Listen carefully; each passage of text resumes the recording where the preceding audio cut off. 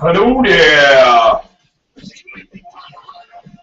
Hello there. Looky here. Looky here. Rob Black Show. We're live. Oh, man. Looky here. Looky here. Hello there. How's everybody doing?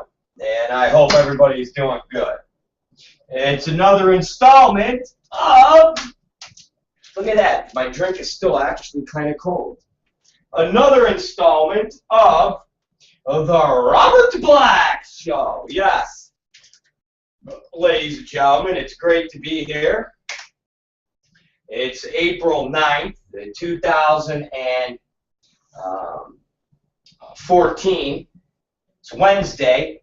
We're almost done with half the week. Tomorrow's Thursday. I'll tell you, when I'm flexing in the camera here, I'm like, it's like I'm getting bigger in front of my eyes. I'm just getting jacked up. Look at that. Come on, you guys. You got to admit.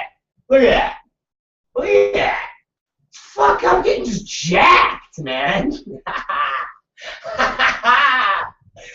Just getting all jacked up. Anyway. I can tell this is going to be one of those stupid nights. So if any of my crew wants to start ambushing me with emails, go ahead, because this might be one of them retarded nights where we just start acting stupid. I haven't danced in a while. I'm not saying I want to dance, but it feels like it could get stupid. It does. It feels like it could be stupid. I was actually just talking to Kevin Kleinrock, okay? I'm on live. Check it out, homo. Check it out, homo. Check it out, homo. That's Kleinrock. You know, the kid that Ted, my new friend Ted last night, said hasn't been successful in anything he's done in the last 10 years. So I was talking to Kleinrock. We were talking about buildings and stuff. I told everybody that I was going to go look at a building today. We changed that, and we're going to go look tomorrow at the building. I was just talking. Bedtime stories for the kids, laugh out loud. I'm talking about you, homo. I'm talking about you, you fag. About you, you fag. You fag. Kevin Kleinrock, the fag. About you, you fag. That's it. I said I'm talking about you, you fag. Anyways. No, don't, you guys, don't start hitting me up. I was only joking. Don't get crazy on me. Anyways, we were talking about buildings, and I got to go check out the space tomorrow. The only problem with the space is there's no place for the ring, and that's the only problem. I'm busy with them. I'll check out when I get them to bed. Tell me if you do. Tell me if you do, and I'll tell so I can tell a story about a listener yesterday. Listener yesterday shooting on us. Shooting on us.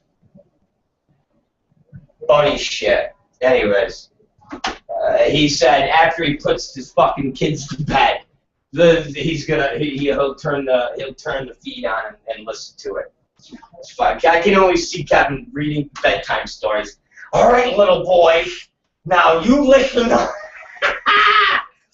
Because Kevin talks, he's got this little lick. and he sounds like suckering succotash. Sounds like he could be Nina Hartley's fucking twin. So it's always funny, and we used to always make fun of him, just constantly. And the fact that he has this horrific lisp where he talks like this. Suckering succotash, my man. So, when he puts his kids to bed, I told him to listen. So the only problem with the building that we're going to look at tomorrow is there's no place for the ring. So if we wanted to put the ring in the building a la Extreme Associates 1999, we won't be able to. It's just, it's about 1,100 square feet. So, I don't know. We'll see. We'll see, guys. We'll see. Anyway, there's a lot of things going on.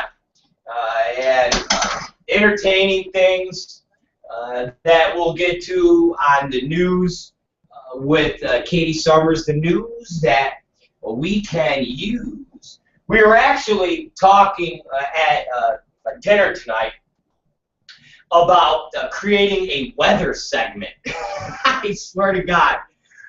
We were talking about bringing in a weather girl. Well, okay, here's what our thoughts, here's what my thoughts have been, and tell me what you guys think about this. I want you guys to hear me out, all right? Just listen up. And Ted, my new fan, who I know is listening to me right now, just listen up. Don't get stupid on me, all right, you dummy? I've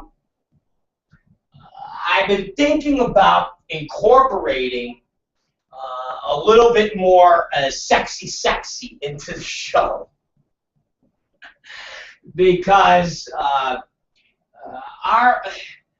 okay, let me try to take it back. Let me try to take it back one day.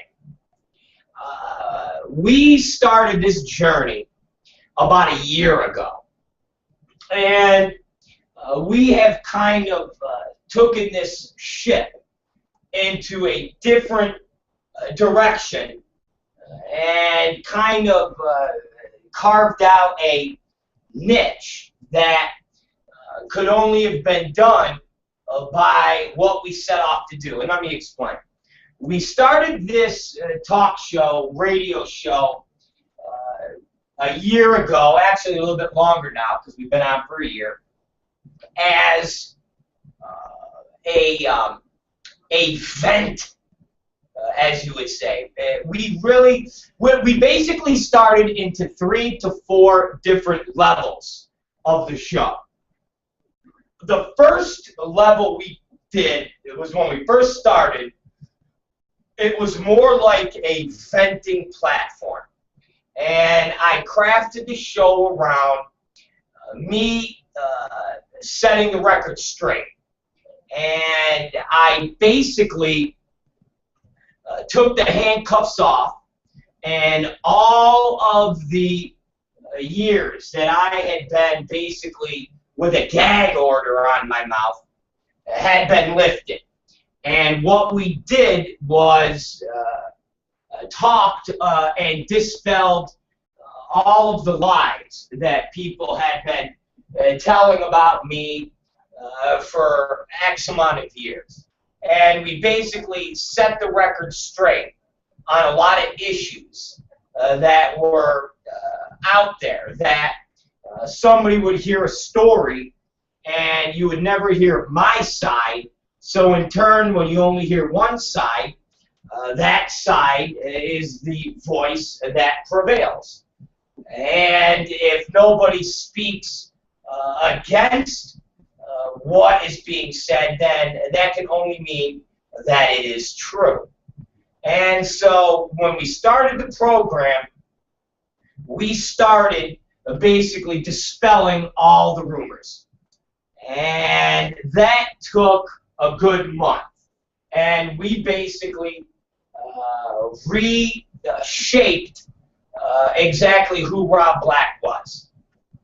And once that was done, I took the program into a different direction, which was how do we get as much publicity as possible and capture even more people, mainstream attention, and so forth and so on. Okay, I get it. What we'll do is we'll create our own, I guess the easiest way to say it would be a quasi-bullshit organization. We'll create this facade that will depict that we want to be the father of the industry, and we want to clean it up, and we want to be wholesome, and we want to make everything good and at one with all of the wrongs. And that created a new routine. Okay, just remember, everybody has to remember, I'm from a promoter's world. I'm from the world of wrestling. I'm from the world of Extreme Associates, where we created the phrase hostile takeover. We created the going against the condom policies, and we created a thing called the bareback vigilante. We basically did everything that was going against the grain. But it was all done strategically so that we could get as much exposure and as much publicity, because ultimately that made money. And it don't make dollars if it don't make sense. And if you're not doing something that is going to generate something that makes dollars, then it's all pointless. So the next phase of the character, because you have to continually keep a character going. If you watch wrestling, and if anybody is a wrestling fan or wrestling student, you have to constantly update the character. Rather, you go from a good guy, a baby face, to a heel, or angles, or things like that. So the next phase was, how do we create this this Jimmy Hoffa style character? How do we create something that we'll call the president of Porn Valley? How do we create something that will classify as the whistleblower?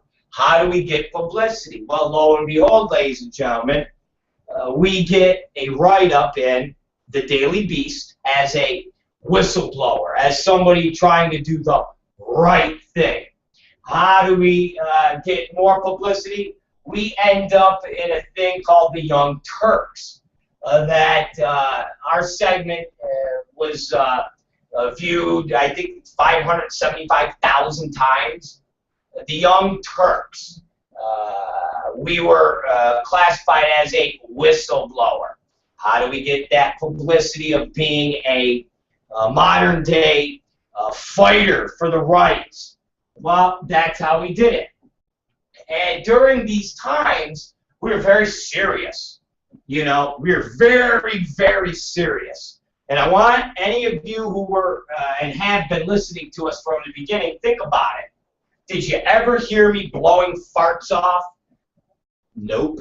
Did you ever see me hanging my ass out the window and farting because the smell in the office was too stinky and it made my eyes water? Nope. Did you ever hear me talking about shit smeared on toilet seats? Nope. Of course not.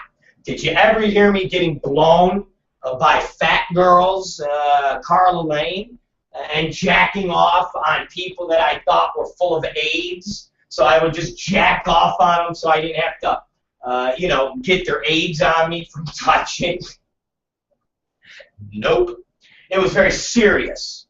It was very, I'm your leader. I'm your president. That was the gimmick that we had. And when I say that was a gimmick and somebody goes, ah, bullshit. What do you mean bullshit? we got what we wanted. We got national headlines for that gimmick. Fact, we did. And so we took that as far as we wanted and as far as we could. We took the bad guy, good guy character to the point where we then needed to shift. We needed to pivot. We needed to go from a feud with Daniel Bryan to a feud with Batista, or so forth and so on.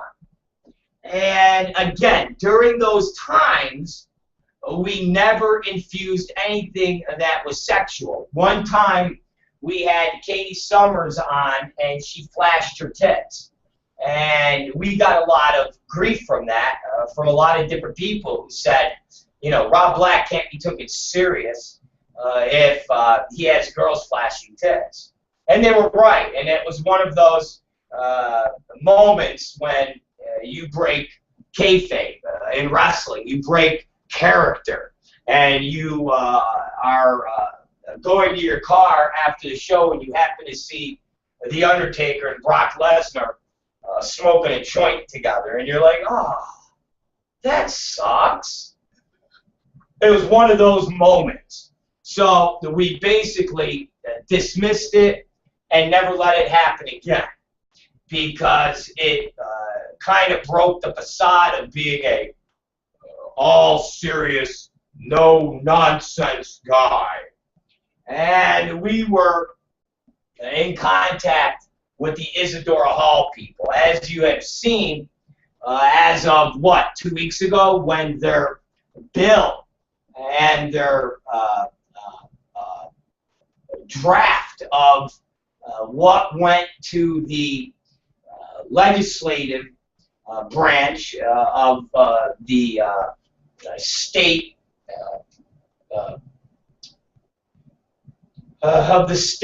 legislators, and what was part of this package, you saw that Brian Duke, who is Isadora Hall's right-hand man on this issue, sent me the paperwork and actually said, hey, Rob, here is the draft of the bill. And so just by seeing that, you've seen that I had communications with them. And as you've seen, I never put it up because that part of the gimmick was over. Any of the AIDS Healthcare Foundation stuff, that part of the gimmick was over. The activist aspects were over. That part of our character and part of the agenda was over. Remember, we've been doing this for a year, and we're not going to keep doing the same crap over and over and over and over and over again. That's tiring. Eventually, the world wants to see Hulk Hogan as Hollywood Hulk Hogan, not as eat your vitamins and say your fucking prayers.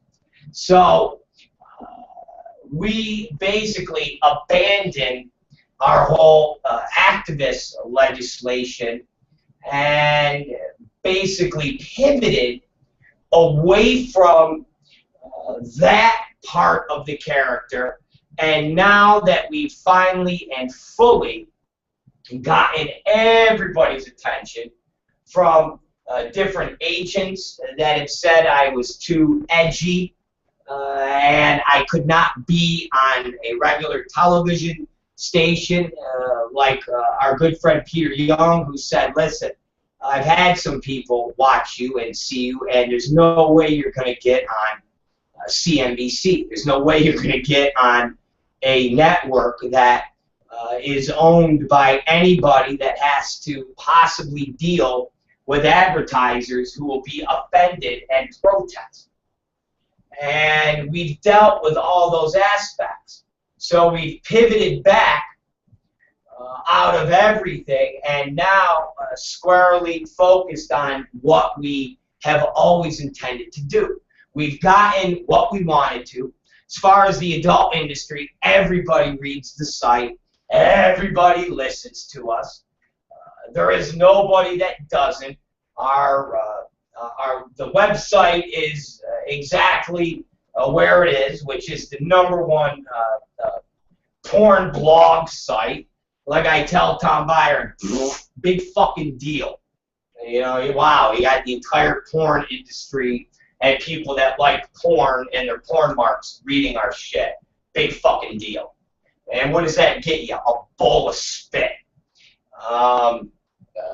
Take your Alexa ratings. I don't go by that. I go by server stats. And I know our server stats, and I know exactly what they all mean, and I know when I talk to other people exactly what is going on out there. And basically, we are the site that everybody listens to.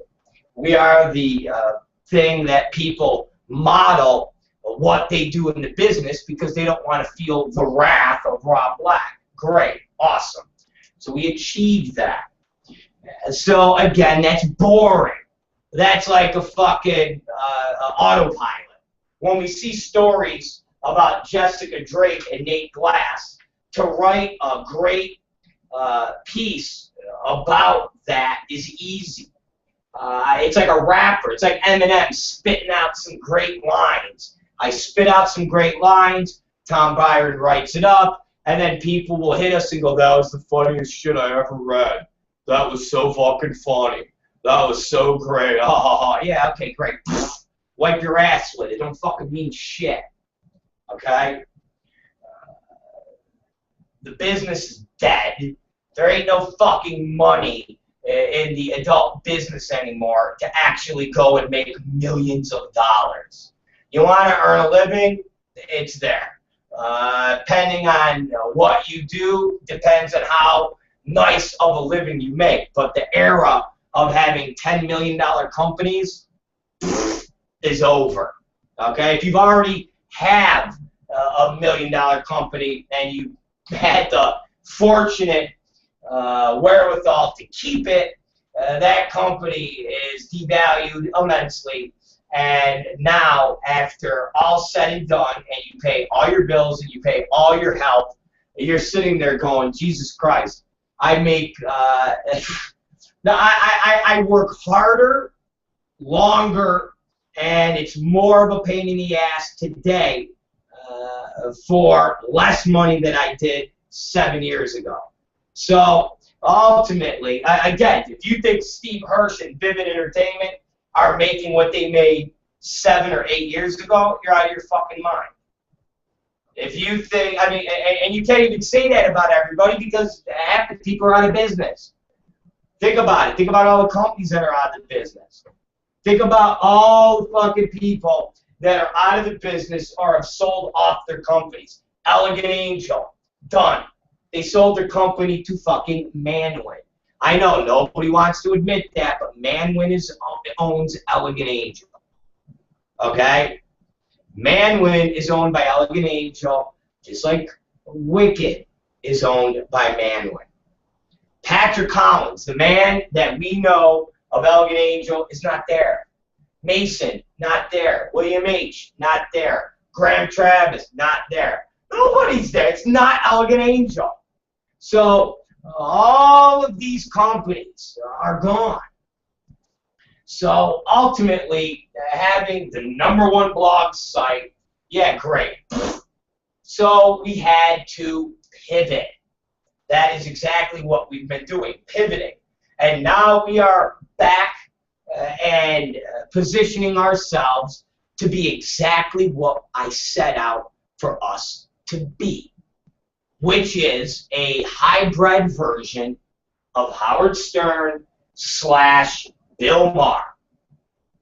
Howard Stern, when he was funny, that has all the sexy elements and crazy hijinks to the political commentary of a Bill Maher who can dissect a Republican Party, whether it's gun laws or different governors like Chris Christie, where you sit there and go, wow, that's some profound shit. It's very biting, very edgy, but very profound and very dead balls on. And that is basically where we are now. And as you've seen with Katie Summers being part of the news now, there's an element that you go, okay, I'm starting to see how the Howard Stern-ish slash goofiness is starting to play. They have a feed of a pretty blonde girl with big boobies that sometimes jiggle around. And she's saying incredibly offensive things like, I don't mean to be racist, but have you ever noticed that black people just drink malt liquor all the time? So all of a sudden you're seeing things getting morphed into what you would have heard Howard Stern do and or Bill Maher. When you're watching Bill Maher last week and he's talking about President Obama having some fucking Newports in his breast pocket. And I looked at Katie and I said, Bill Maher's doing my fucking, my menthol black Obama jokes. What's up with that? And she goes, he says shit you say. And I go, exactly. So we've now started to evolve where I'm talking about bringing sexy into the program. So the element where people said a year ago, Rob, you can't have somebody naked on the show because you're trying to be serious and you're talking to legislative people. Yeah. No, we're not. That was a gimmick, you dummies. Gives a shit. Okay? Back then I wasn't sticking my ass out this window blowing off farts. Well, we are now. We're the same fucking program, we've just evolved. And we've digressed into more of a Howard Stern, Variety, Morton Downey, WOR. We are probably about a month away from the new studio, and you guys will see a whole nother transformation. So when we were at dinner tonight, we've been talking about the weather girl. Yes, we are going to have a weather segment. Now, our weather girl will have big, giant titties bobbling around. And I can only describe it as a take on a really slutty, dirty, big titty hooker with a crossbred between George Carlin, the hippy-dippy weatherman from like the 70s, or even 60s. And that will be the explanation of in about a week or two when you see the weather segment. And we also, instead of having a commercial break where you hear bits from old Rob Black, but you hear a commercial break, and guess what? You've got two girls with big, giant titties having a pillow fight. And basically, you'll be able to bet on who you think will win the pillow fight as their juggling titties are bouncing around. Again, another evolution of what we are doing on the Rob Black Show, because we are now officially doing what I wanted to do, but we needed to get everybody watching us. Because remember, guys, when we were being Mr. Political, we actually talked about shows where Brian Duke from Isadora Hall's office was watching us. When we used to wear the shirt that says, "Someone in Compton loves me," and we were talking about how I would call their office and the lady would say that they actually watch us, and Brian said he watches us on the YouTube.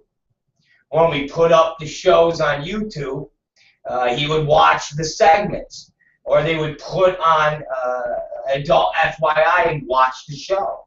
Well, guess what? We would never have gotten that audience if we were not political.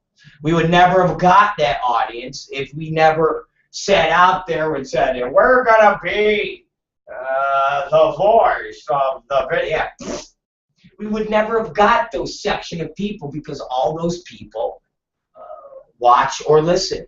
And if they don't watch or listen religiously anymore, they check in here and there. And when they check in and they see something or hear something they like, they listen more and more. So ultimately, a lot of these things we've achieved wouldn't have been possible by coming out of the gate, sticking my ass out a window, farting, and having girls with big bobbly tits jumping around. It wouldn't have been happening. So you have to evolve the character and take the game plan and be patient with it. Okay? You have to be patient. So we have Sexy that will be working into the show. I even think starting Monday. It might start Friday. I'm not real sure yet, but it's starting Monday, I know for sure. When Katie Summers does the news, you'll actually be able to log on and watch an upskirt version of the news. I swear to God. So basically, you'll be able to listen to the Rob Black Show while you're looking at Katie Summers' pussy. What the fuck? So, for all of the fans that get bored of watching me talk about the news, you'll actually be able to listen to me talk about the news and look at Katie Summers' pussy. That's going to be, well, instead of Pussy Riot, it's going to be called Pussy News that you can use with Katie Summers. And that segment will be going live, I think, Friday, but 100% Monday. We just have to get one or two chords that need to be set up, and we almost have it done. But that will be Pussy News that you can use with Katie Summers. So that's, I think, going to be pretty inventive, okay? That's some serious creative shit. So that will be a big highlight of the Rob Black Show. I mean, just imagine, you're just looking at a pussy, but you're hearing my voice and or Katie's voice. So it's almost like her pussy is talking to you. God damn, guys, you can't get any better than that. Tell me if Robbie Quivers has got her pussy talking, doing the news. I don't think so. I don't think so. So that will be an evolution that I'm very excited about. So we got all sorts of little things like that planned down the pipe. And again, it's just another example of the evolution of Rob Black. I told you guys, and the funny thing is, I would fucking throw out hints. I would throw out little fucking fishing reels. Sometimes I would even cut a promo, or I would say something, and I would look in the camera, and I'd be like, it's the Rob Black Show, we'll be right back. And I would give a wink. I'd actually go, and what, like a wink, like a fucking little, you know, hey, breaking kayfabe right now, I'm breaking character. I would actually give a wink. I used to tell you guys, do you really think we're going to be sitting here talking about herpes and syphilis for fucking 5 hours a day, every day? I remember Gene Ross used to say, you know, Rob, you can sure stretch out a conversation about, you know, a disease, and you could get that done in about an hour. You should shorten your show down where it's only an hour. And I used to go, but Gene, do you really think I'm going to talk about fucking disease for the rest of my life? What do you think? My goal is to be 65 fucking years old talking about fucking porn? What are you, out of your fucking mind? This show is going to evolve, and I need to have these 5 hours, 3 hours to evolve this show. I need to be able to get an audience. I need to be able to take that audience and take them here, take them there. I need to be able to tell a story. I need to be able to actually work on my fucking routine. I need to be able to ad-lib. I need to have producers and directors and people like that know that Rob Black could actually be given a topic. Like, they could go, all right, Rob, we want you to talk about the California state lottery and why it's so good. Okay, you need to do 15 minutes on it. Awesome. Here we go. And guys, let me tell you about the California state lottery. They want to be able to see that I can do that. They want to see that I can fucking riff. So I used to tell Gene, please, there's a madness to all of this. There's a plan that will be worked out. Trust me, I ain't going to be talking about fucking herpes for fucking 5 hours a day. I'm not going to be talking about pedophiles for 5 hours a day. I'm not here to be some fucking activist.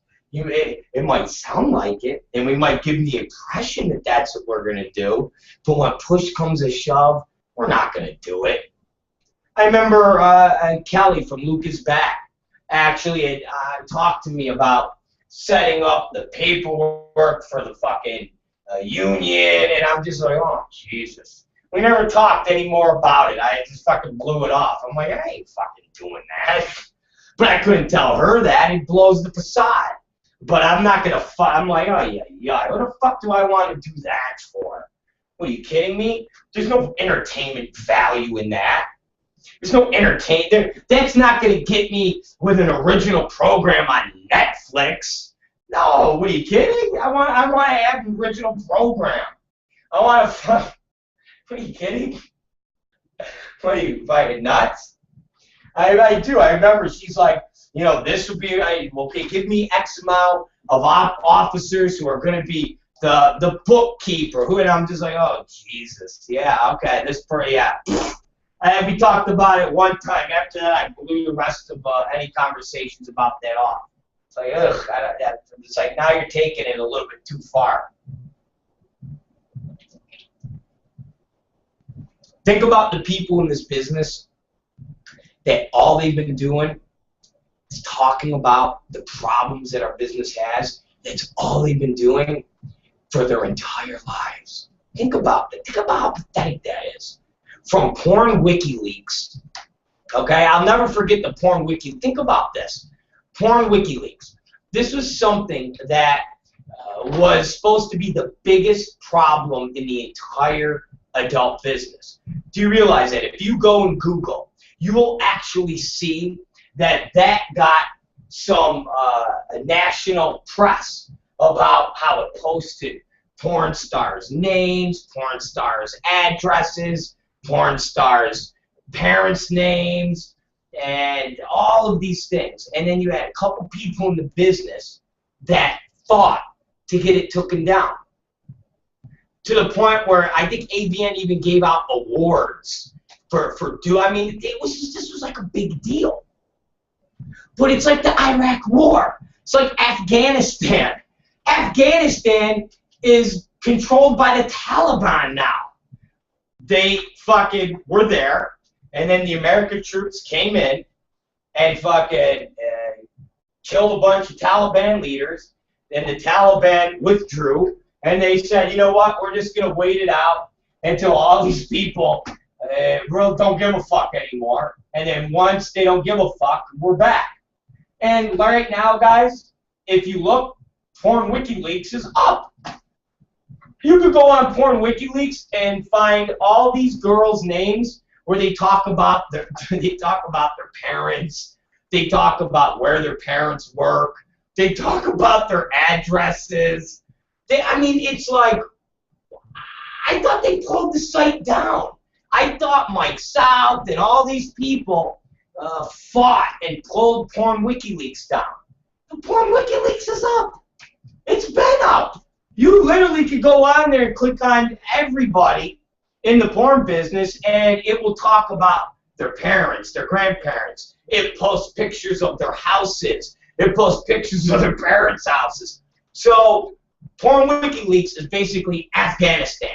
A whole bunch of American fighters went in there, and everybody went, oh, wow, we're winning. Look, look. And a bunch of people yelled, mission accomplished. And then everybody left, and Porn WikiLeaks is back kicking ass, doing what they did before, just like the Taliban. And these people that have been fighting against Porn WikiLeaks, they've been doing it now for like 6 years. It's like the same people that have been fighting Free Speech Coalition for like fucking 6 years. It's crazy. It's crazy. Fucking, dude, look at that guy, Tim Trich. He's on Mike South's site. Oh my God, screaming about the industry, screaming about AIM, screaming about testing. Guy's been doing it since AIM, since he got AIM closed down in 04, 05, 06. Fucking guy's been doing it for 10 years. And here he is, sitting there at 8 o'clock at night, posting on a fucking hillbilly message board under a fake name, and everybody knows who he is, talking about the same shit that he talked about 4 years ago. Oh my God. That is horrific. Think about it. We've been doing this for a year, and our show is nothing like our show began, because we evolved, and shit we did was a gimmick. It was bullshit. It was fucking, it was an act. It was a routine. That's what you do when you're an entertainer. Okay? Our business is what it is. Our business is never going to change. Okay? Our business is run by outlaws, pirates, scavengers, bottom feeders. For Christ's sakes, we make money from ejaculating on people, whether it's a guy or whether it's a girl. How do you regulate ejaculation? You can't. You can put every rule you want in place, but at the end of the day, people are just going to shoot under the radar. People are going to go to Vegas. People are going to go to Florida. People are going to go to Arizona. People are going to go to fucking Colorado. People are going to go wherever they got to go, and they'll shoot porn, and they'll sell it to porn studios, who in turn will put it up on websites and make, I mean, it's just crazy. Think about this. Think about this. It's very easy for any company that is operating in Los Angeles, and let me explain this to you guys, and it's something that nobody's ever talked about. Let me explain this to y'all. And this is what I would do. This is what Rob Black would do. Okay, for a very minimal fee, you could set up a Vegas corporation. You could set up a floor. You could set up a corporation anywhere. Okay? And guess what?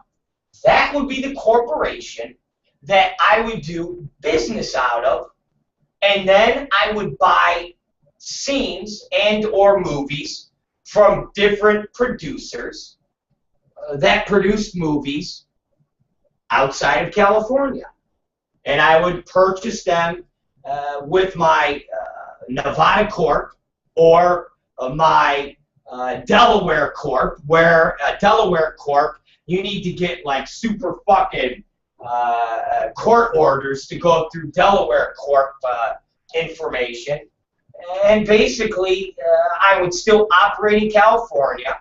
I would have offices in California, but my main corporation would be based out of Vegas or Colorado or Washington or Delaware.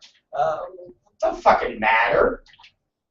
Listen, you can legislate all you want.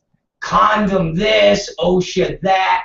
But it don't matter. This is the porn business where we are allowed to take this camera, pay any girl we want to fuck, and as long as we have this camera and we turn it on, shit, we don't even have to turn it on. But let's just turn it on for the sake of it. All we got to do is go click. Here you go, honey. Here's $200. Now get the fuck out of my building. Or my house. All right, see you later.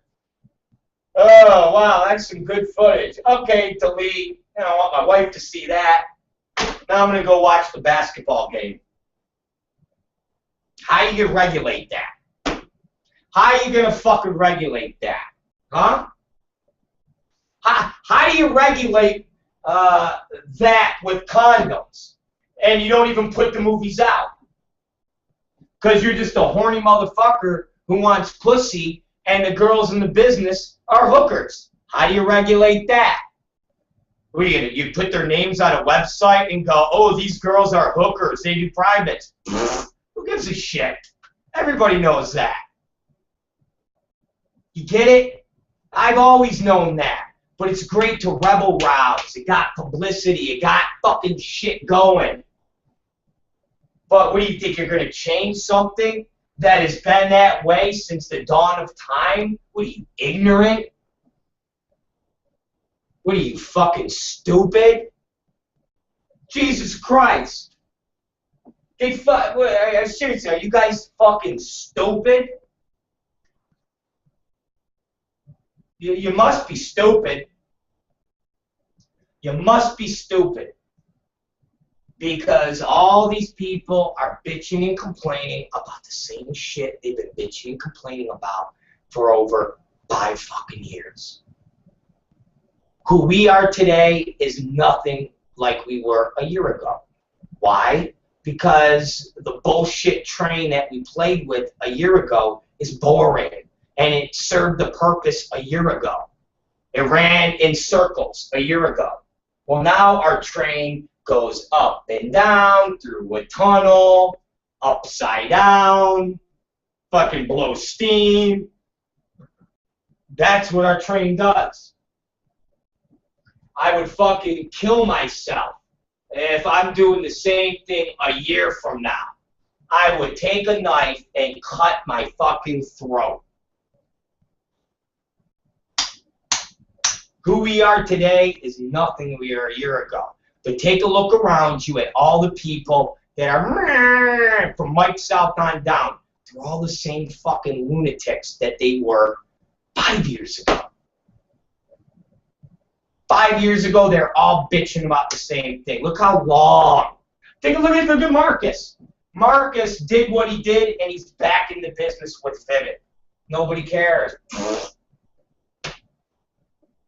We bring it out. Do you really think that we're sitting here going, oh, those poor girls that get away? No, we're bringing it out because it fucking makes Steve Hirsch and Marcy Hirsch and Vivid look like jerk-offs. And Marcus is just a jerk-off. But ultimately, I could give two shits. I could give two shits who he spreads syphilis to, because it ain't me.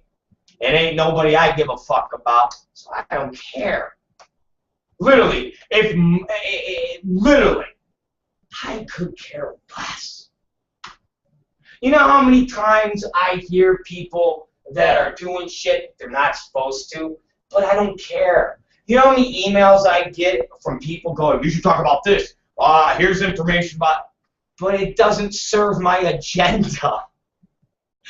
My goal wasn't to be the watchdog. My goal wasn't to be Mike South to go, you know, T-Real, I have texts from the girl you got pregnant.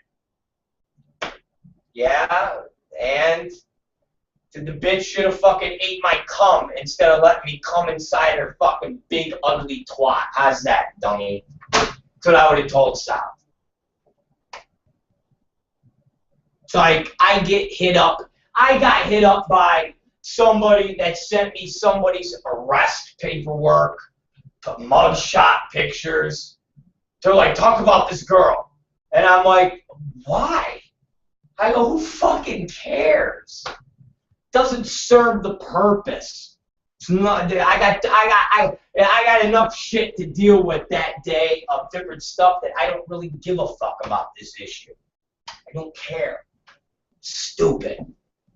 So, we are ever changing. We are entertainment. It's kind of like when Vince McMahon and everybody in the authorities, boxing commissions and athletic commissions, told Vince, hey man, since you're real, we're going to make you pay and get promoter licenses. We're going to make you pay certain percentages of gates. Where Vince went, whoa, guys, wait a minute.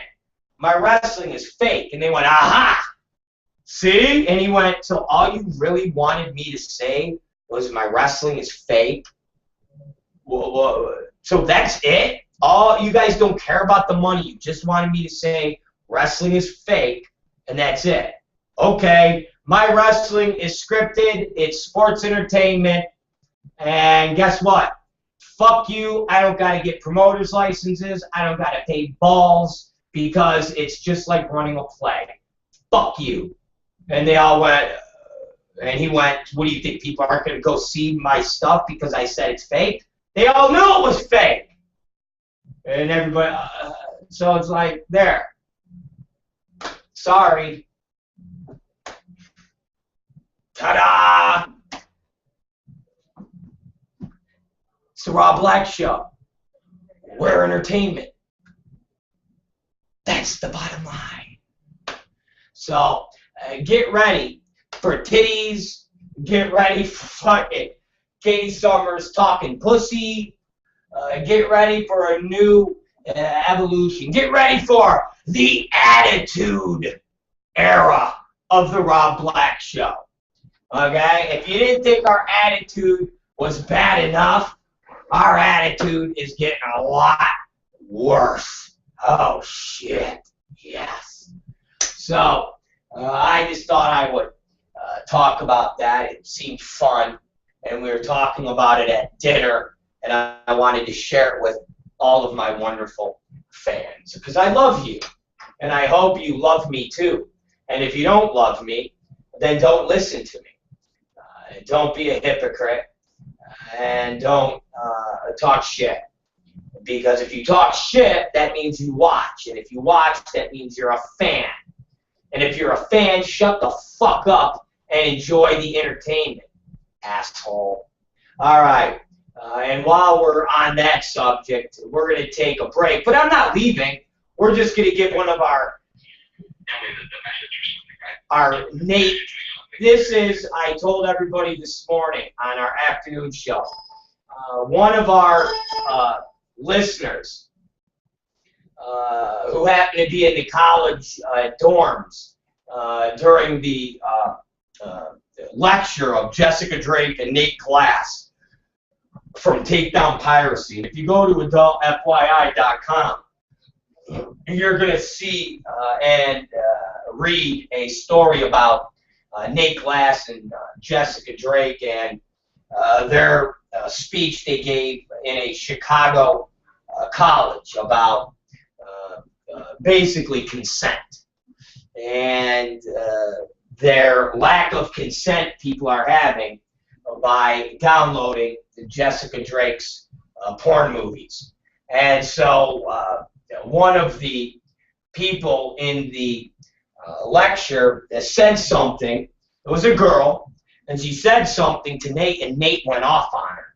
And they recorded it for me, and they sent it to me. So we're going to listen to this while we take a break, and as soon as it's over, we're going to jump back in with some more of the Rob Black Show. So this is exclusive footage of Nate Glass from Takedown Piracy going off on a young girl in that lecture hall during the Jessica Drake, Nate Glass, Chicago College assembly about piracy and illegally downloading Jessica Drake's movie. This is extremely vulgar, and it's extremely offensive.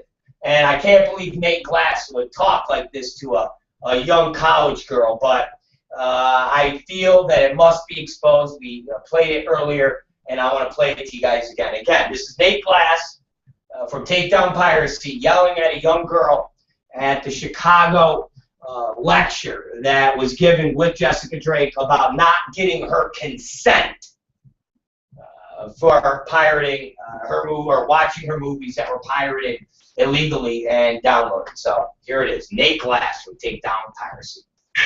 Trying to brush teeth with fucking foreign bodies. Was that it? It has nothing to do with it. Oh, it had nothing to do with what? The fact that you had foreign bodies in there?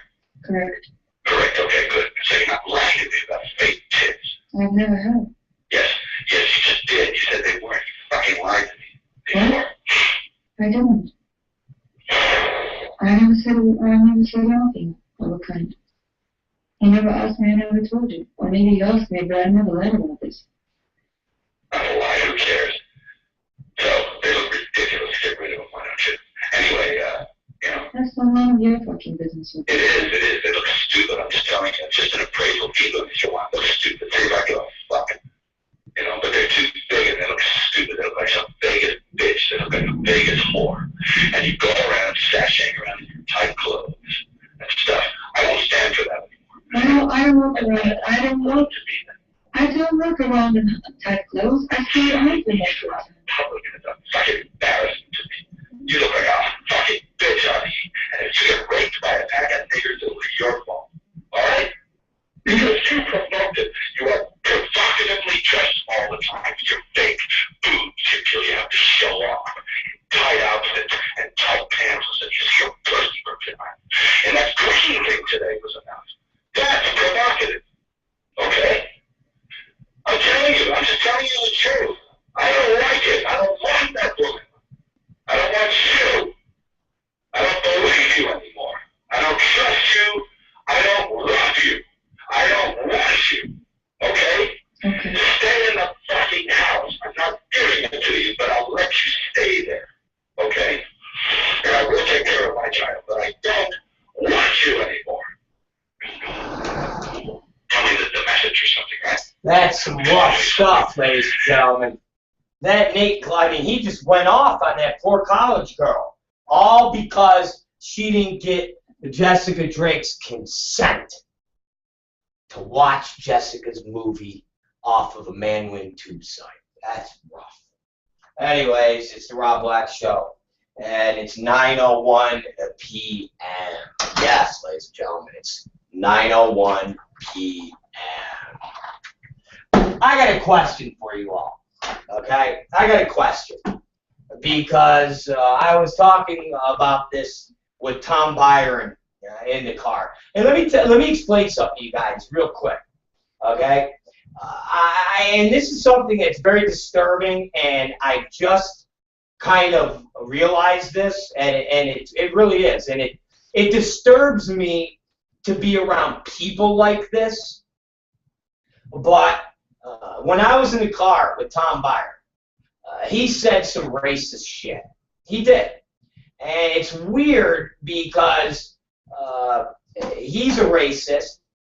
And of course, you all know that Katie Summers, she's not a racist. But, and then she goes into some racist shit. But when I was in the car with Tom Byron, what disturbed me was, as some of you know or don't know, Tom Byron smokes, okay? And he'll probably have to get an iron lung like Bruce Seven did or Bobby Hollander because to hear him cough it literally sounds as if the cancer is already choking his esophagus and it's just a giant black cancer lung. But we're driving and he said to me, you know, I'm going to tell you something, and it might sound racist, but it's a fact, and it's true. And I said, what is that? And he said, well, here it is.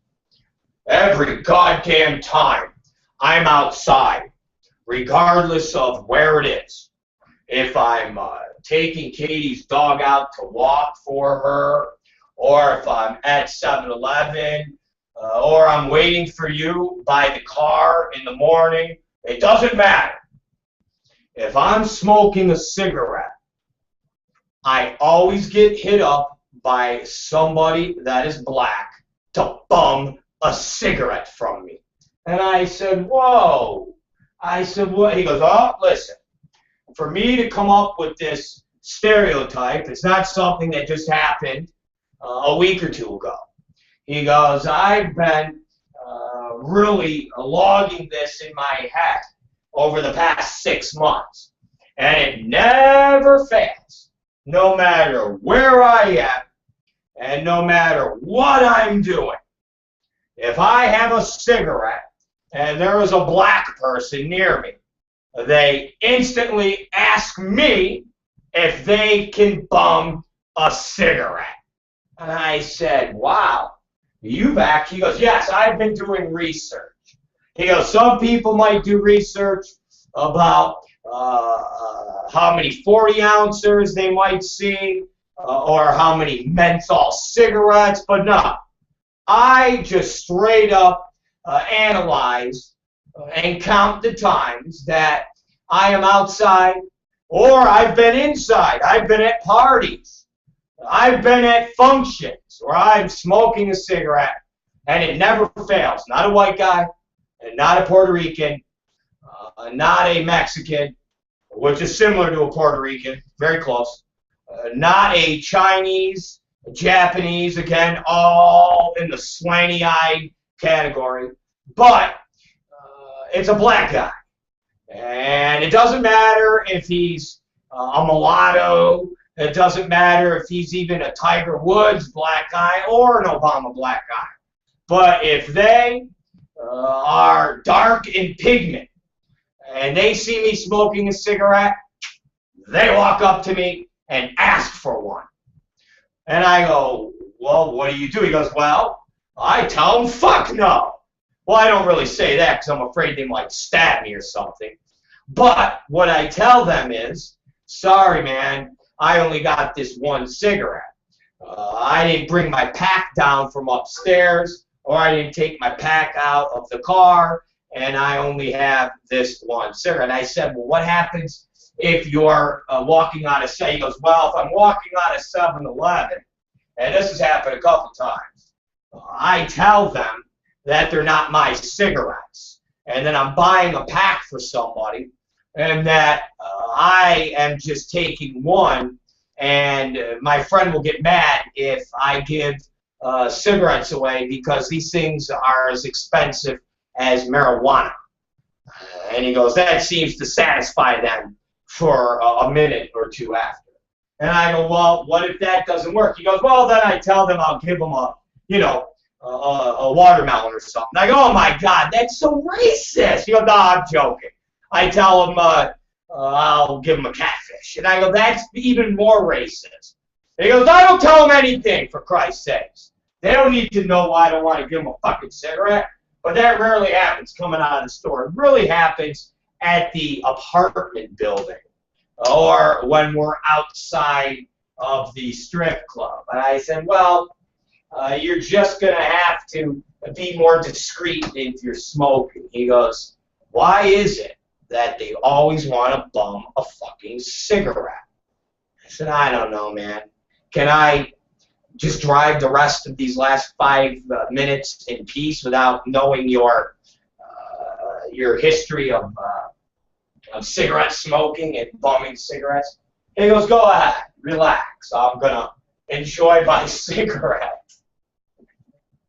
So what I've noticed is that the people that are around me are racist. I'm not racist. I love everybody. I love all colors. I love all shades. I'm the Bennington rainbow, okay? I love them all. But it's Katie Summers, racist. Tom Byron, racist, okay? Fucking racist, okay? Cripple Dan, racist. All racist. Very bad people. So, anyways, let me continue. I was trying to get out of Tom Byron a couple of things I wanted to go over on the show.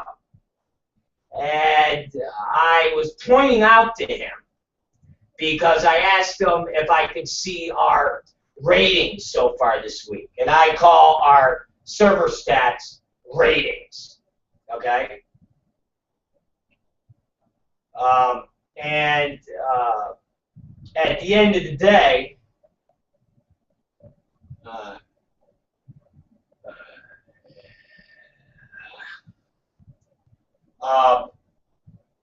me pull up my pants.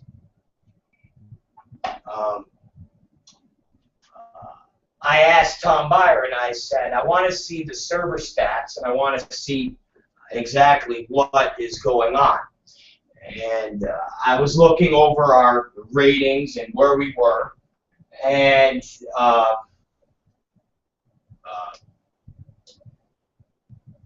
I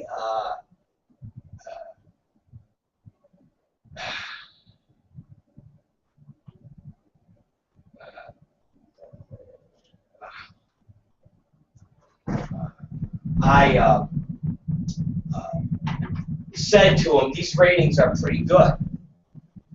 And I commented again on how Mike South could actually, and I swear, how could Mike South actually claim that he has the #1 site in the entire industry? Okay, and everybody goes to his site because of these fictional Alexa ratings, and that he is so smart, and he is so all-knowing. And I said to Tom Byron, I said, you realize that what he's saying and everything he is professing goes against all logic. And Tom Byron said, what do you mean? I said, well, go to his site right now. I said, seriously, go to his site right now. So when we got back to the office, he went to his site, and I said, take a look when he updated. Tom Byron looked and goes, April 7th. I go, okay, what's today? He goes, April 9th. And I go, okay, he has not updated his site since April 7th. He's not updated his site since April 7th. When he finally updates his site, which by all probability it will be tomorrow, that will be April 10th. How can you claim to have 10 times the traffic as our site? How can you claim to be the #1 site amongst all the industry sites? Your site is more watched than AVN and XBiz because, of course, they fake all of their ratings. When all you do is update once every 4 days. I go, that right there goes against common logic and wisdom. I mean, think about this. If you say you have the #1 site and you have 10 times the traffic as our site, but you update 40% less than all the other sites out there, how does logic prevail to actually let you claim that you're the #1 site? Do you guys understand this? Do you understand that this makes no sense? Seriously, do you realize that this makes no sense? That this guy, Mike South, besides the fact that we're still waiting and he still will not produce any of the answers that we're all asking for, He won't produce that. But, again, how the fuck can this guy literally claim to have the #1 site, okay? How can this guy claim to have the #1 site when he doesn't update for 4 days? Again, it just shows you and proves that the guy is so full of shit with everything that he does. It's sickening. It really is sickening at how much bullshit he has inside him. It really does. Again, April 7th was when he updated, which was Monday. You guys realize that? So Monday, he updated and put up a story, which is a fucking bullshit story. But anyways, Monday, he puts up a story. And his next story will go up tomorrow, on the 10th. So from Monday to Thursday, you don't put up a story, but yet you claim that you're the #1 website. How does this logic prevail? Come on, guys. How does this logic prevail? How does this logic prevail? Huh? How does this logic prevail? Can anybody tell me? How does this logic prevail? Anybody? Seriously, I'm listening. I'm all ears for this. And then here's the other logic. And again, the guy is so fucking stupid, and the people that listen to him and the people that post on his board, the 4 losers, are so ignorant and stupid, okay? And like I said, I know there's a couple people that post on there that I know, and they're doing it as fake motherfuckers, and I fucking know this. And again, it's amazing. When Mike South talks, he literally steps on his dick every step of the way.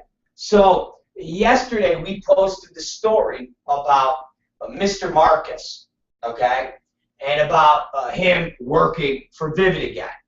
And we've talked about how we've heard from all sorts of people that Marcus is shooting again. He's shooting under the radar for little fucking websites here and there, and he's doing stuff for Vivid. So, somebody actually brings this up on Hillbilly Boy's site. Now, listen to his response to this, okay? And do you realize, because all he has on his site are people like Mark Randazza and a bunch of other fucking jerk-offs that fucking hide behind fake names. But you got to listen to what Mike South says, and of course nobody challenges him, because guess why? He won't post your comment. But I got to point this out because he steps on his dick all over the place. You ready for this? Like most of the stuff on Kazoo's site, it isn't based much on reality. Once again, somebody challenging us that what we are posting are all lies, but he won't point out what are lies. Once again, Mike South won't point out what are lies. He just blanketly says, oh, much like what is posted on his site is not based in reality. So listen to this. And this is where he steps on his dick. Yeah, Vivid threw him a small bone, but he isn't performing. He hasn't tested in ages. and is listed in the past as not available. His last test was over 6 months ago. Do you hear that? So, the same man who argued that he himself is not in the past system, but that doesn't mean anything because he doesn't trust the past system, and in turn, why should he be in the past system? Think about this. Why should he be in the past system? He relies on his own system, and what works for him doesn't work for the rest of the business. None of the guys Mike South shoots are in the past system, but they all shoot and work with talent like Lindsay Lovehands. But Rob Black is wrong, and that is everything that I'm saying on our site is a lie about Marcus. Why? Because Mike South went in the past database and seen that Mr. Marcus hasn't tested in 6 months. So, that means Mr. Marcus isn't working. Well, if Mike South can fuck girls and not be in the past database, and Mike South's talent can fuck girls and not be in the past database, then why can Mr. Marcus, how is it that Mr. Marcus can't fall into this logic? Once again, Mike South stepping all over his dick. Think about Mike South's logic, okay?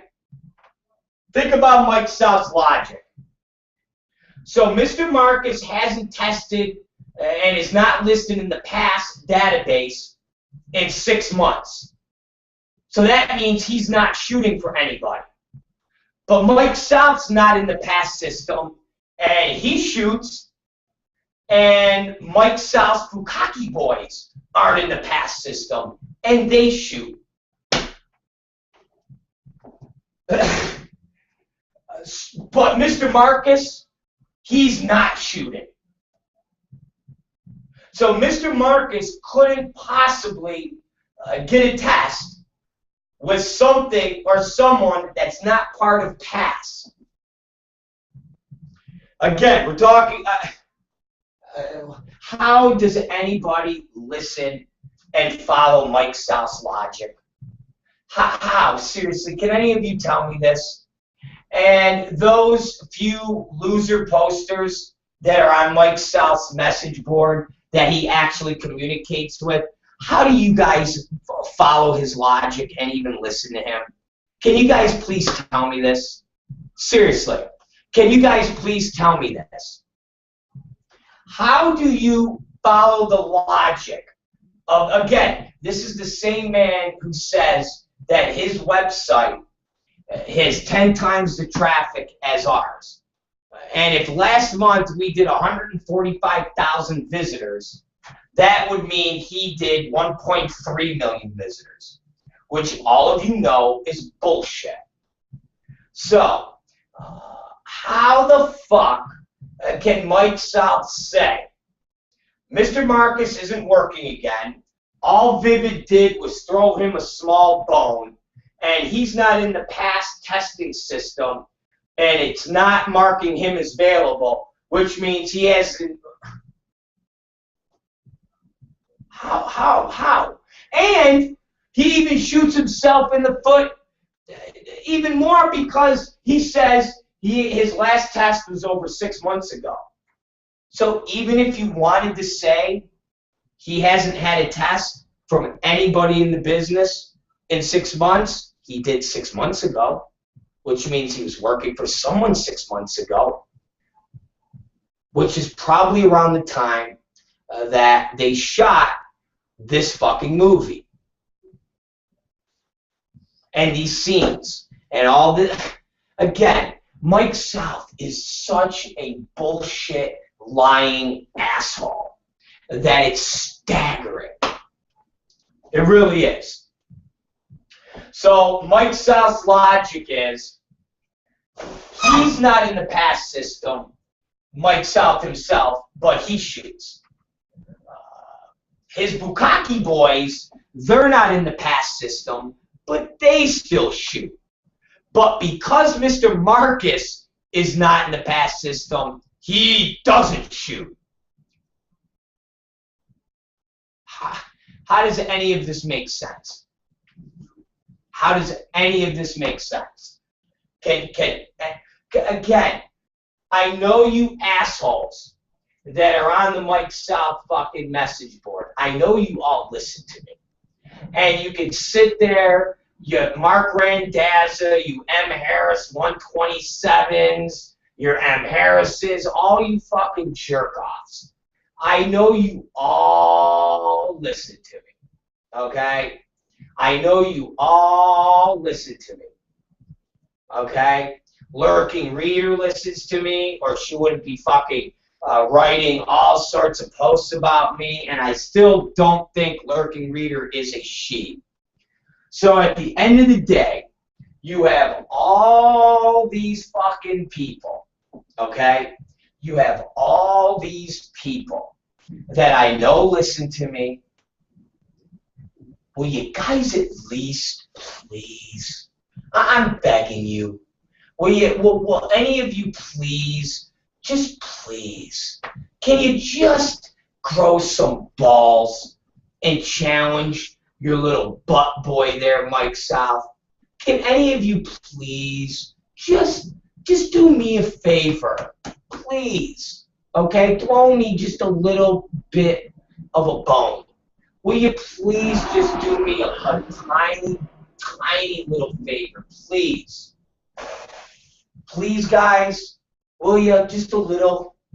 And please, please, please, and please, I beg you, okay? I beg you, will you please just throw out there to Mike South and go, Mike, so what you're saying is because Marcus is not in the pass system, that means he hasn't been shooting or he's not shooting? That really makes logical sense to you, Mike?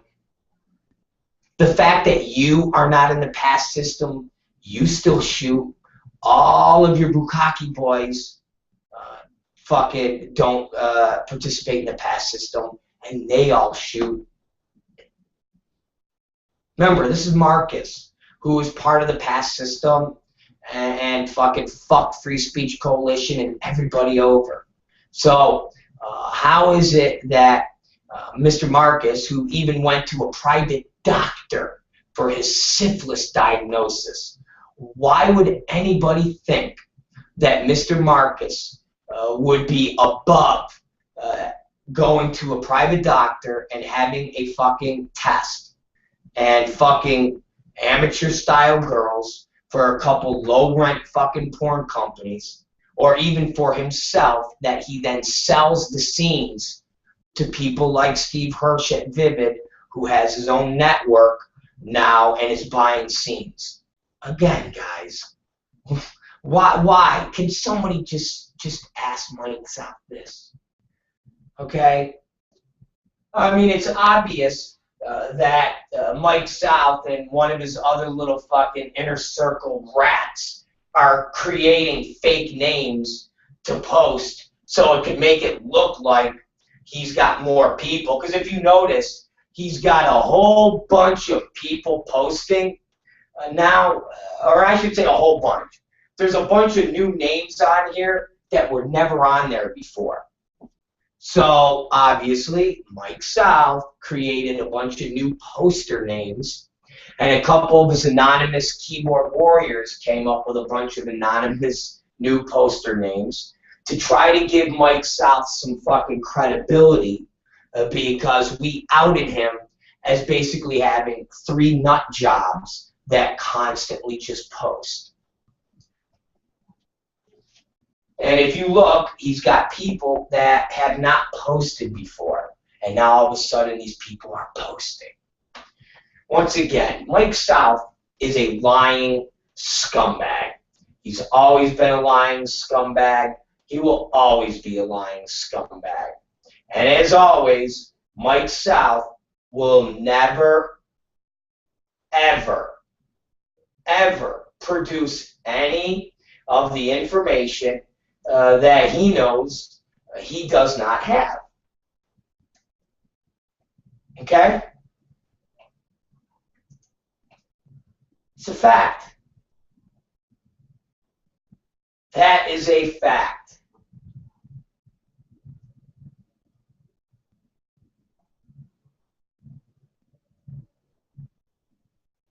And you all sit there and have no problem with it.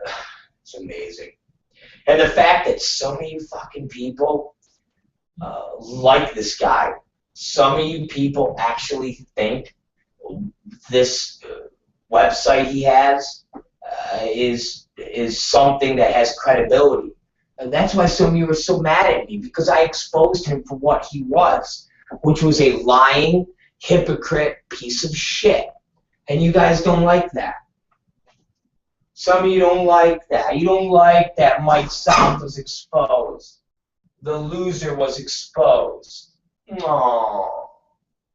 Aww. Well, guess what? I'm still going to wait for my Cal OSHA or my Georgia OSHA inspector's badge number, his name, and all the sets that he worked where he cleared Mike South and said that his productions were up to standards of Georgia. So I'm going to wait so all you people can hate me all you want for exposing your fucking hero. But the facts are the facts.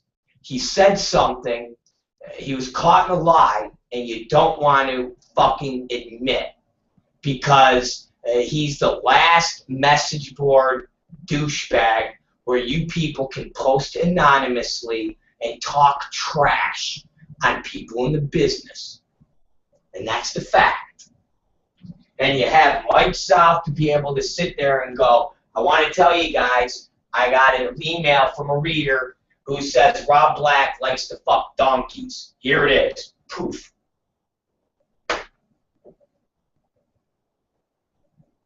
That, ladies and gentlemen, is Mike South. That, ladies and gentlemen, is a piece of shit. And you all that watch me and listen to me and fucking post on his site are gutless fucking pieces of shit. That's what you are. Gutless pieces of shit. You never call him out on his bullshit. You just suck his fucking disease-ridden cock. Well, fuck you all. What do you think of that? I don't have time for punk-ass motherfuckers. It's the Rob Black Show. We're going to have some news that you can use. And as always, once again, when you guys can tell me how a guy that doesn't post in 4 days can still have the #1 fucking website in all of porn, which defies all logic and fucking conventional thinking of how website traffic works, I'm all ears. I love to hear that bullshit spewed from you guys. Okay? I love to hear that bullshit. Because Mike South won't fucking take me up on comparing server numbers. Won't do that either. But don't forget, he has the #1 site. Yeah, that doesn't get updated for 4 days. You know what I'm going to do, you motherfuckers? I'm going to do this. Tomorrow, one of the segments we're going to do on the show is I'm going to have Tom Byron I'm going to have Tom Byron, okay?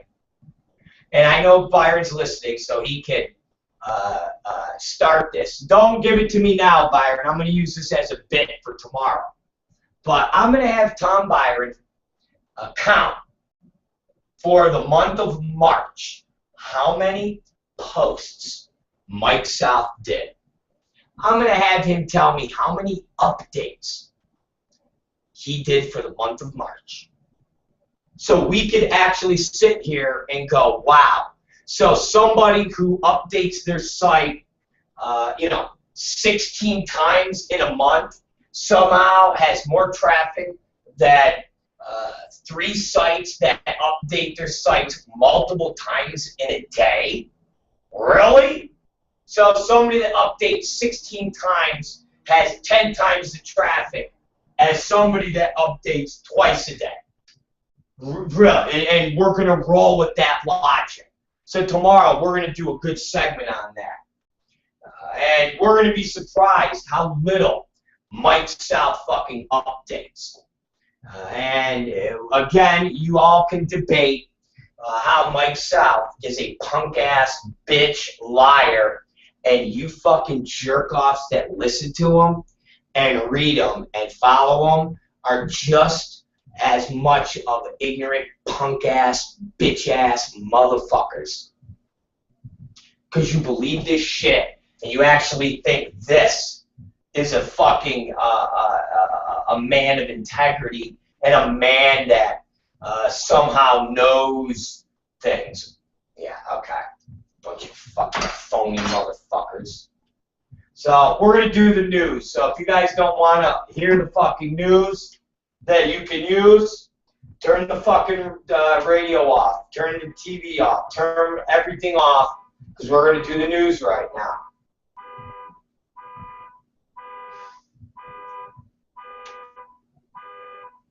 Okay. Fucking car beeping. Beep, beep, beep, beep. Boom, bop, beep, beep. Boom, bop, beep, beep, boom. Boom, bop, beep, beep. Boom, bop, beep. I chicken bomb bomb beep. I chicken bomb bomb beep. I chicken bomb bomb beep.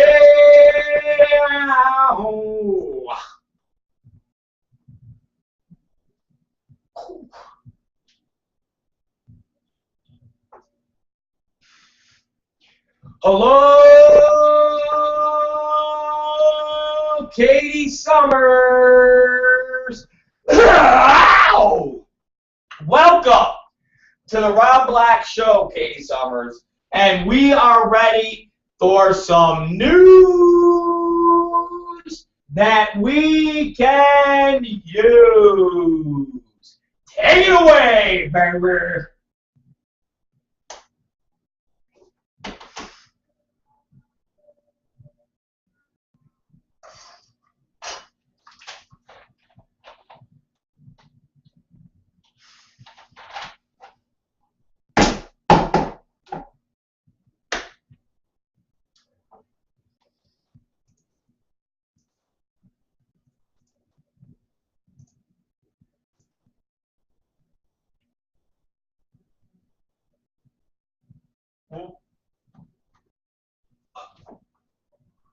Wow, you're gonna leave us hanging with a catchphrase like Black Hitler? Holy shit.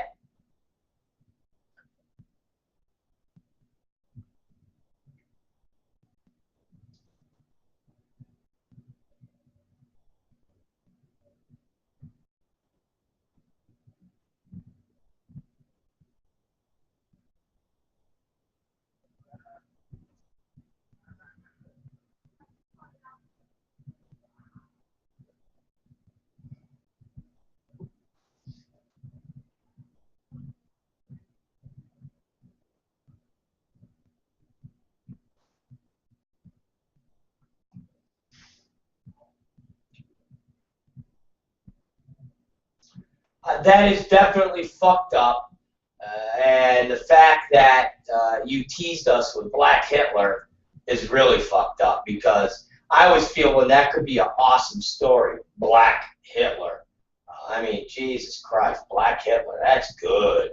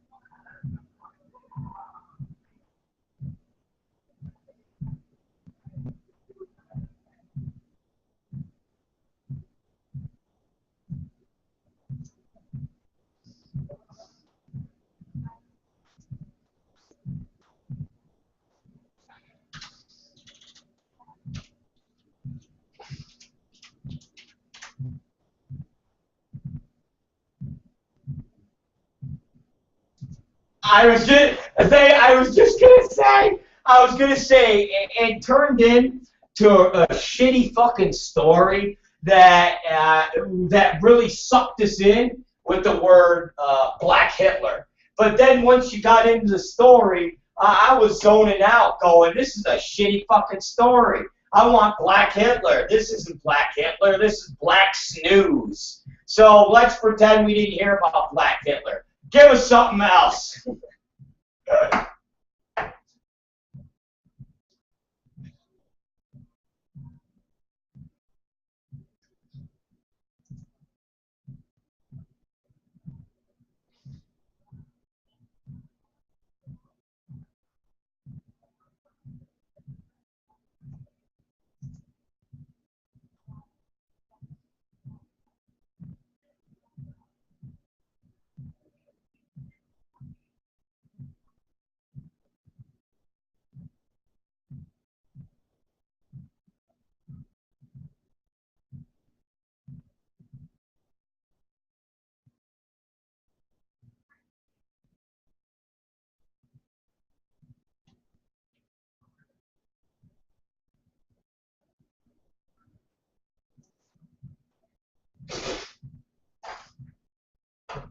Oh my.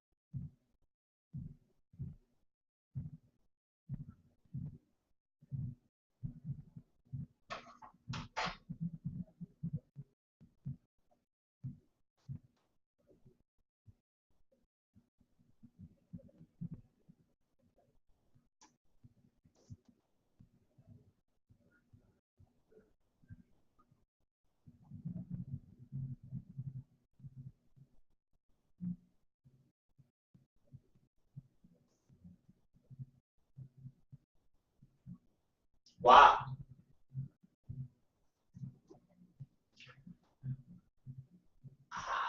I was just gonna say, $15 million for infringement on royalty. I don't fucking know.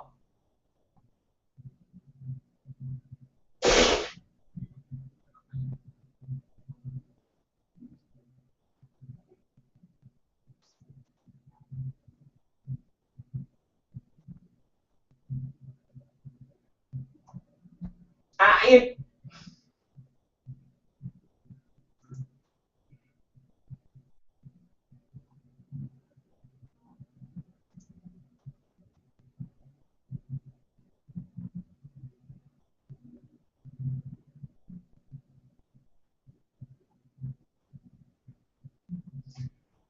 you know what? That's a fucking. You know what? I gotta tell you, that's a shitty fucking story too.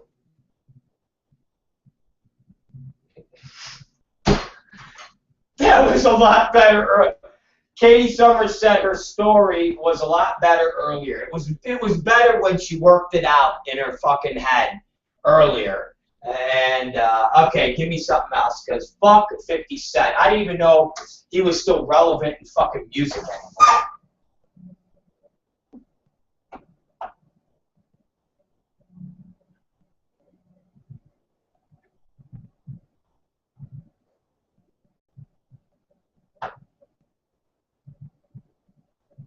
Why? What kind of conversation did you have with your father?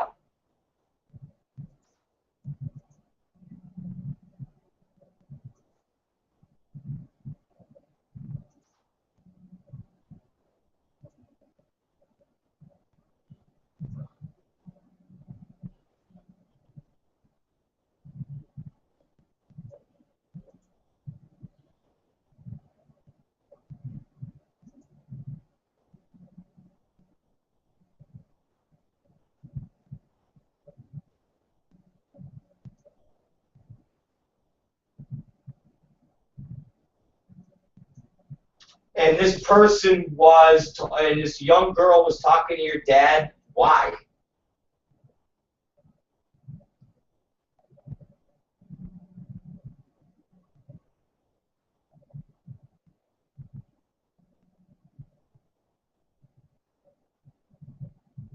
Yeah.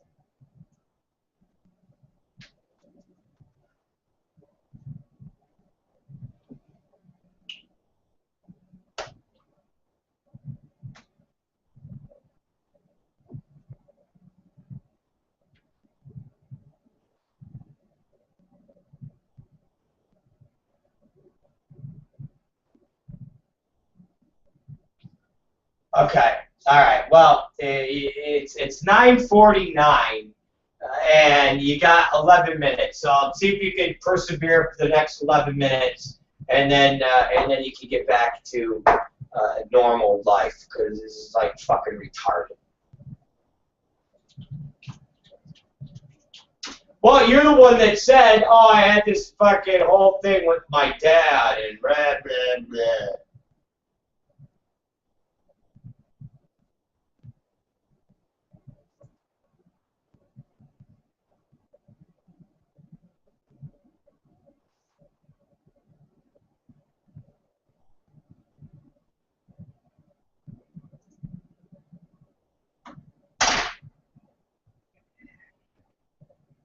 Okay, so I couldn't even hear who the person was that you said was signing with the Buffalo Bills. Who? Who the fuck is Brandon Spikes?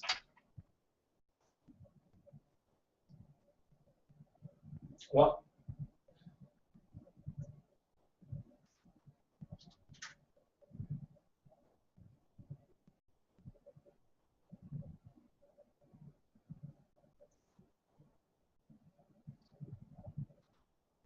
Well, I never heard of the fucking guy. To me, he's an asshole.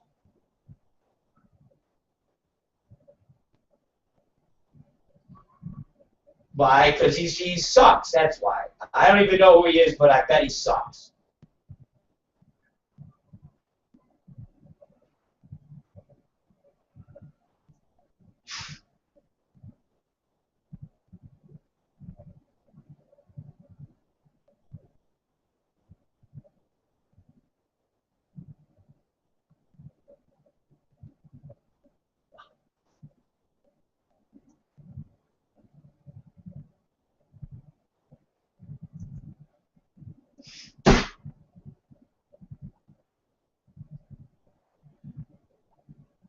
What's the record going to be called? Does he say?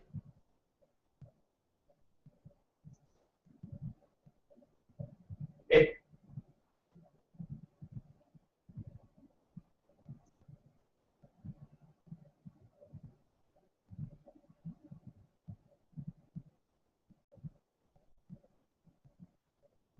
What? Okay, there's no name for it. All right, there's no name for it. So the guy, the little Filipino guy from Journey, is making a solo album, but he's not leaving Journey. He's just making a solo album.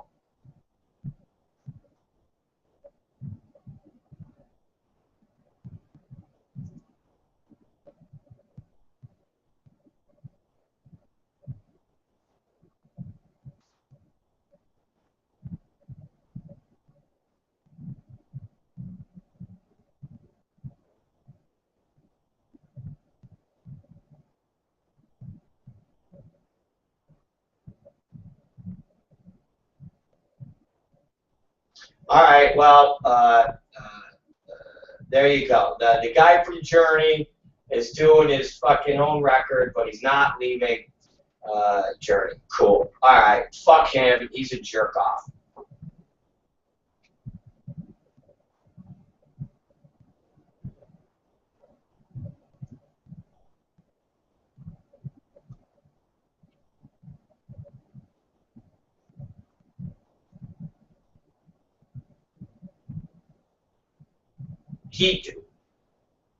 He thinks he's Jesus.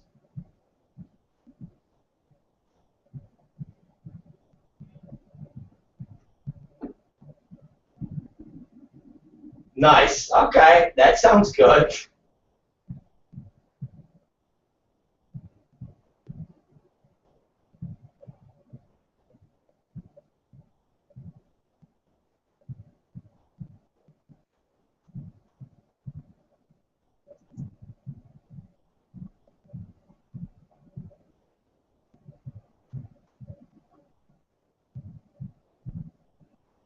Wow. So the guy who's an atheist wanted to attack his friend who thought himself was Jesus with a butter knife.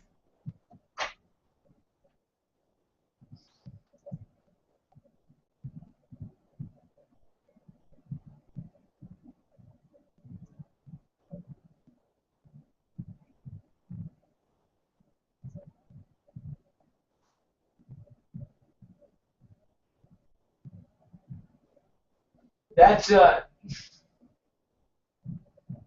that's an interesting that's an interesting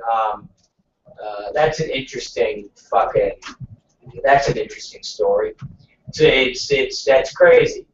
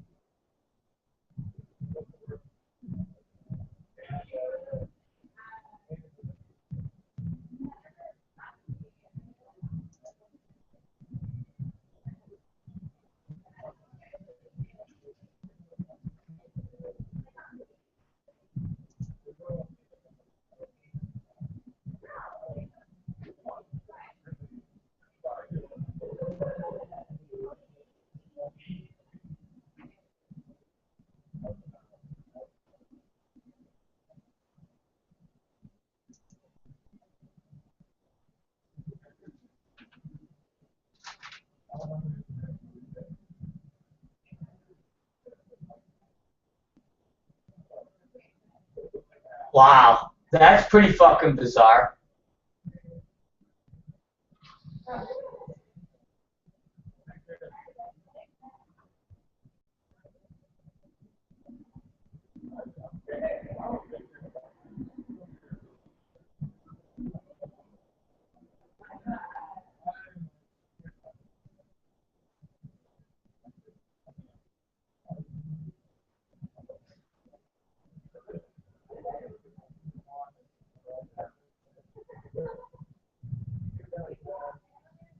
That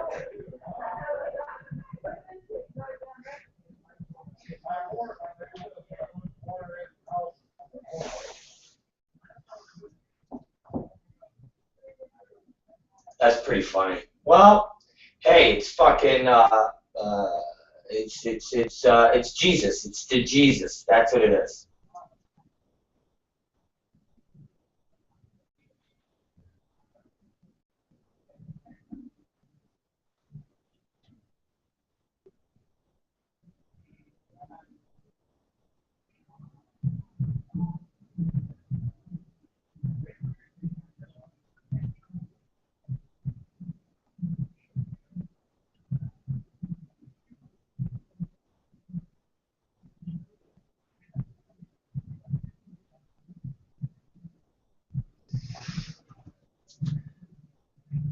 Really? Why? Okay, so what? Tell me what happened.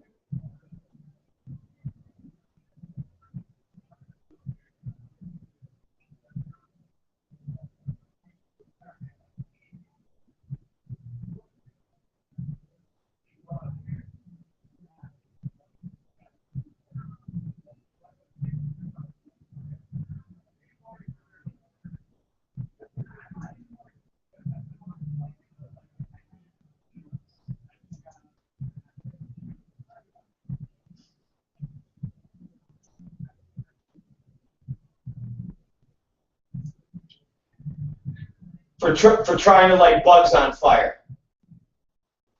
Okay.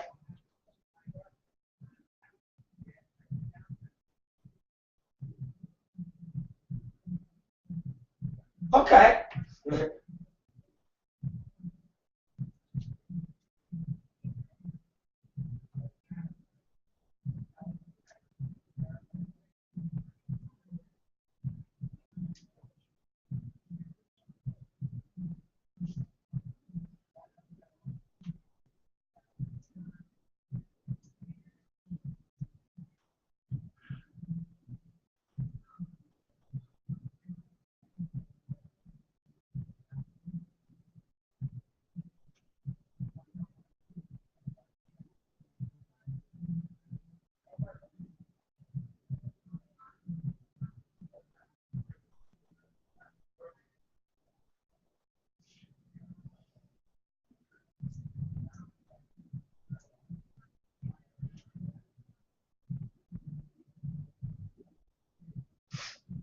Fire. Well, because he didn't want to get a fucking he didn't want to get a like a fly swatter.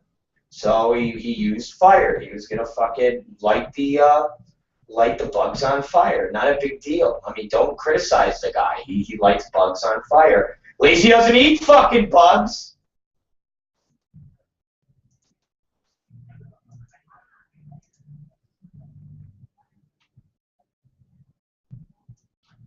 No. Great. All right, give me some. Give me something else. You got anything else?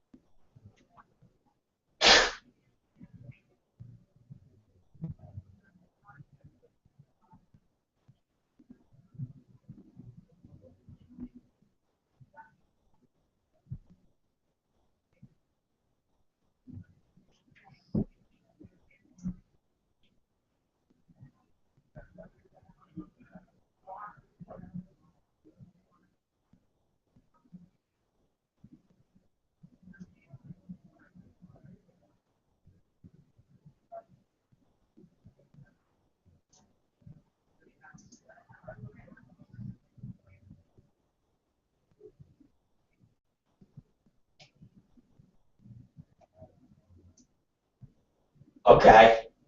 Well, I don't like that girl. I think she's fat and I think she's ugly and she annoys me. And I think her fucking celebrity of being the fat, ugly girl that gets naked all the time on TV is almost over. And I'll be happy when it's done.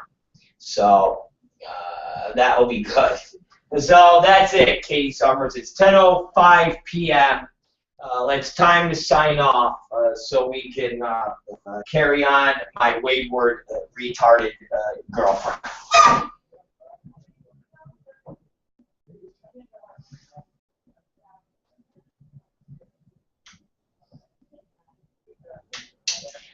All right, Katie Summers, we like your disjointed news that we can use. We will see you tomorrow. We will hear you tomorrow. And thank you. And go see her cam right now, ladies and gentlemen.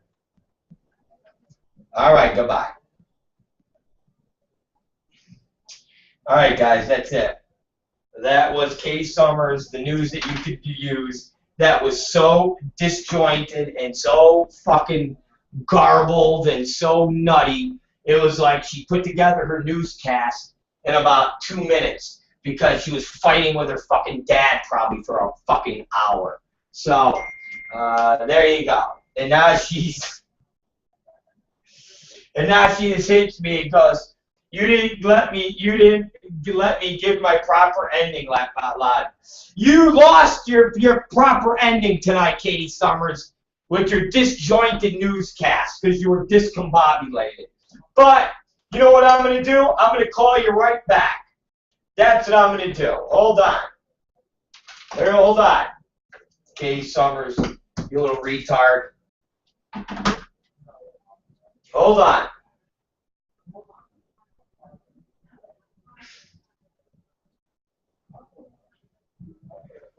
Let's see if the retard signed off.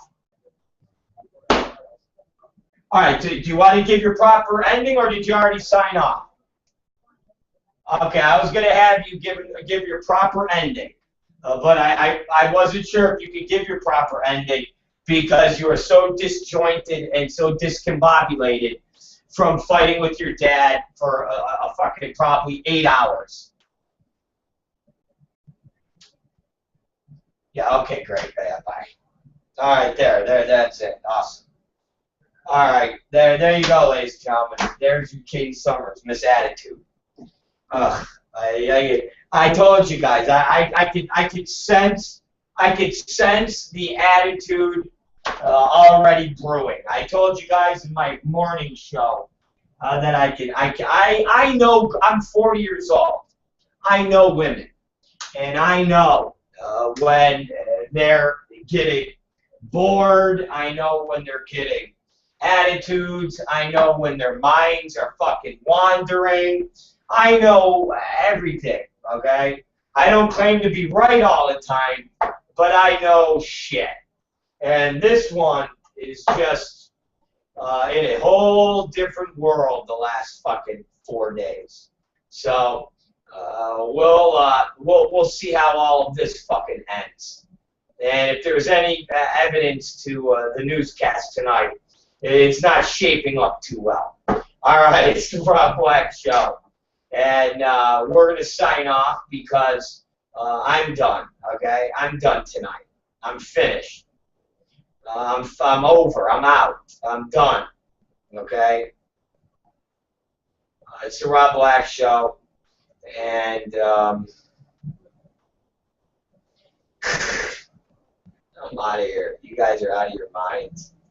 It's the Rob Black Show, and all my fans are just out of their fucking minds. You guys are. You're all out of your fucking minds. Anyways, we'll talk to you guys later. And until we meet again, it's the Rob Black Show. We'll see you guys tomorrow. And we'll provide you with more entertainment, more comedy, and more hijinks. And don't forget, stay proud to be a Rob Black lover.